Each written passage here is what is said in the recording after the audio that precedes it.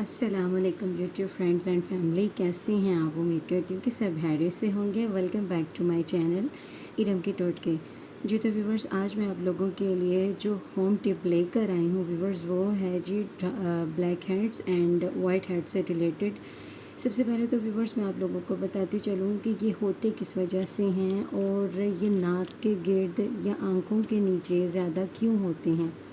Viewers, सबसे पहले तो ये आप लोगों को देखना चाहिए कि जो आपकी स्किन है वो जब कि जो ऑयल रिड्यूस करती है या बाहर से जो गंदगी रिड्यूस करती है तो व्यूअर्स क्या हो जी तो व्यूअर्स, मैं बता रही थी कि जो हमारी स्किन है जो ऑयल कि अपने अंदर ऑब्ज़र्व करती है, जो हमारी स्किन है जो गंदगी अपने अंदर ऑब्ज़र्व करती है वो किस वजह से हमारी स्किन के अंदर चली जाती है कि व्यूअर्स हमारी स्किन की जो पोर्स होते हैं वो ओपन होते हैं और नाक के अंदर व्यूअर्स आप लोगों को मालूम है कि छोटे छोटे बाल होते हैं और उसकी वजह से इसके अंदर जो पोर्स होते हैं वो ओपन होते हैं। इसी वजह से व्यूअर्स इस हिस्से से जो नाक का हिस्सा होता है यहाँ से ऑयल भी ज़्यादा स्किन से निकलता है, ऑयली होती है स्किन यहाँ से, और उसके अलावा ब्लैक हेड्स जो हैं वो भी यहाँ पर ज़्यादा होते हैं।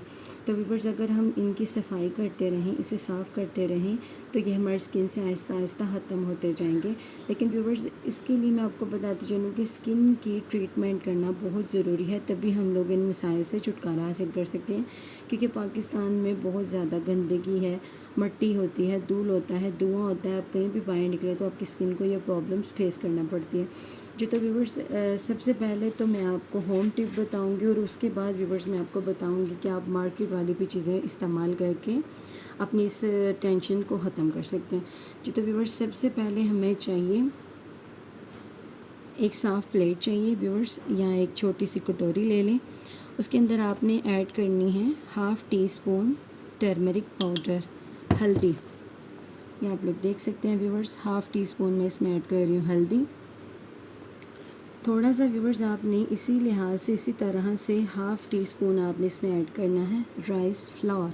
ये आप लोग देख सकते हैं व्यूवर्स।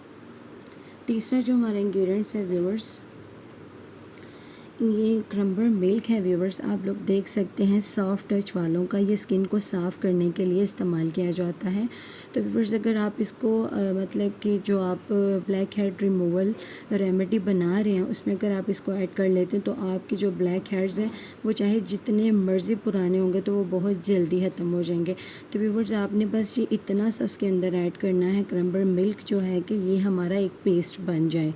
जो मैंने हल्दी और चावलों का आटा इसके अंदर ऐड किया है, इसका एक थिक सा पेस्ट बन जाए।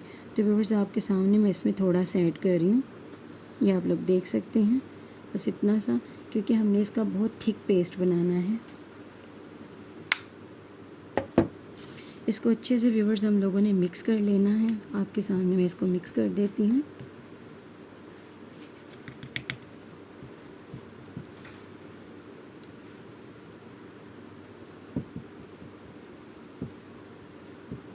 सबसे पहले व्यूवर्स आपने क्या करना है मिक्सिंग के दौरान, मैं आपको बताती चलूँ।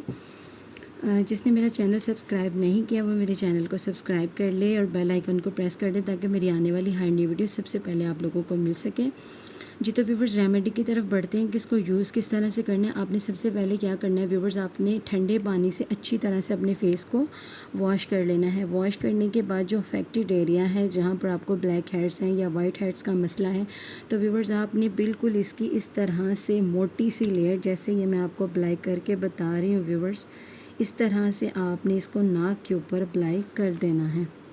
कंसिस्टेंसी आपकी बहुत थिक होनी चाहिए और इसको आपने कम से कम 15 से 20 मिनट इसी तरह व्यूअर्स लगे रहने देना है। और उसके बाद आपने हल्का सा इस तरह से स्क्रब करते हुए इसको अपनी स्किन से रिमूव करना है।